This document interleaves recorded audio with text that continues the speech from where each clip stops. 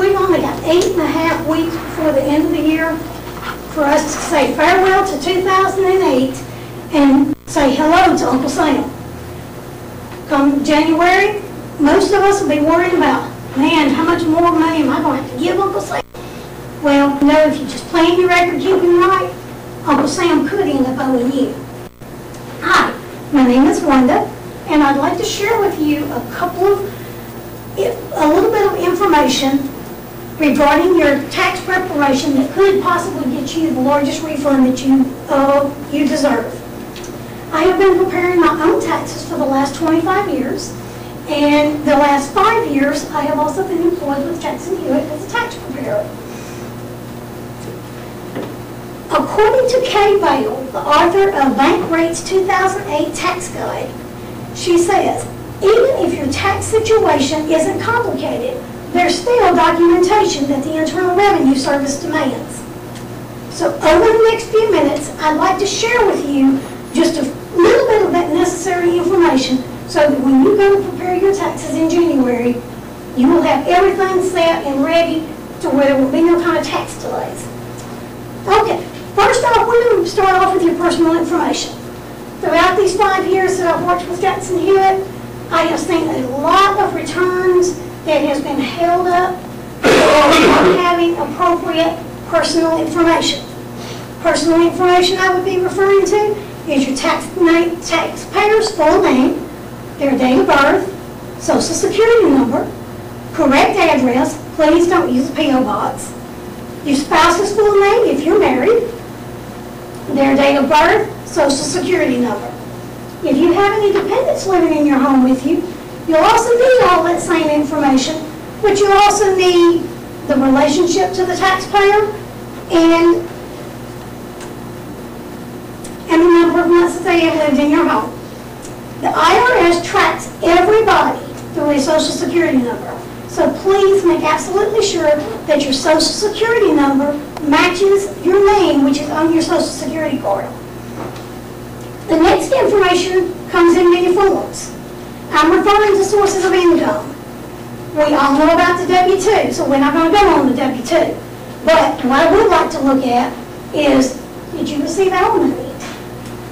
Did you receive unemployment? Had a bad year this year. Got an unemployment check. Those incomes are taxable. So please make sure you take them with you to your tax preparer, or make sure that you include them in with your wages. Are you or your spouse a teacher? Did you move? Have you paid on any student loans? These are considered adjustments to your income. They help to reduce your total amount of your income. The third step I'd like to look at is whether or not to take a standard deduction or an itemized deduction. What I mean by that is a standard deduction, a set amount that the IRS has granted to every taxpayer that you can take, but if you choose to take the itemized deductions include things such as your home mortgage interest, your medical bills, prescriptions, if you've had a fire or a theft loss this year, then that can go in to where it will help to reduce your total income to where your taxes won't be so high. Okay.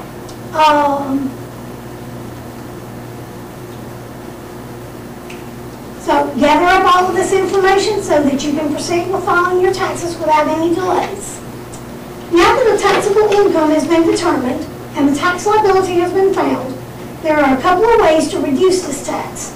Let's look at a couple of these. Do you have a child under the age of 13 and pay child care?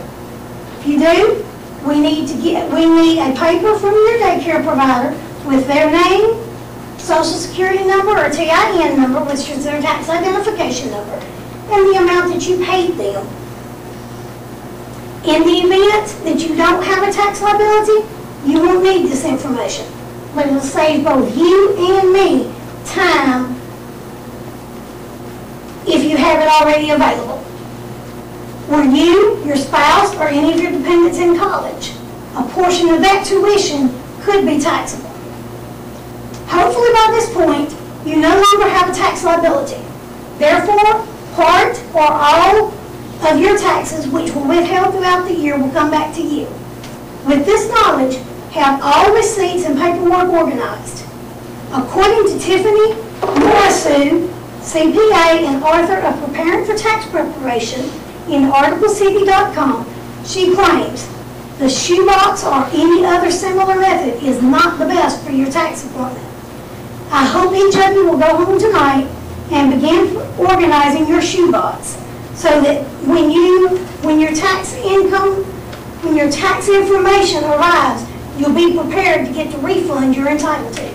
So if your shoebox or your organization looks like this, go home, go through that shoebox, and have it nice written out to where we have it to figure on your taxes. Thank you very much.